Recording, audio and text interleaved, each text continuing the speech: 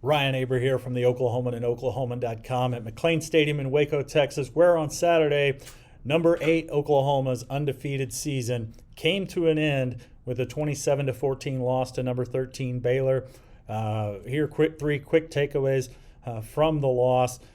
First of all, got to start off with Caleb Williams. He had been fantastic since taking over for Spencer Rattler. There were some moments over the last few games where things were shaky, but he quickly was able to turn those around today. No turning it around. Caleb Williams looked out of sorts from the very beginning of this game, making some uncharacteristic throws, forcing things where they didn't need to be forced. And that hurt the Sooners. He threw a couple of interceptions. He did get his hand stepped on in the second quarter, but even before that, he did not look like the Caleb Williams that we've seen so many times. Baylor really got after him with pressure and got into his head a little bit, it seemed like.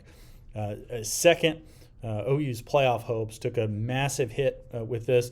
Not completely dead, but certainly on life support.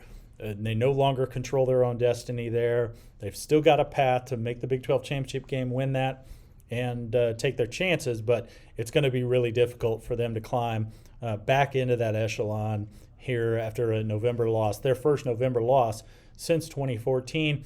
And then finally got to talk about the very end of the game when Dave Aranda elected to call a timeout with 3 seconds left instead of just taking a knee with his team up by 10. Wanted to stretch out the lead a little bit for tiebreaker purposes, which when you look at the standings, didn't make much sense at all. But he did that. Lincoln Riley, the fans stormed the field. Lincoln Riley was not happy about it at all, as he sent his team to the locker room, really just wanted to end it without his players out there. He did wind up calling 11 players back out. Baylor kicked a field goal as time ran out. Lincoln Riley wasn't too thrilled about that.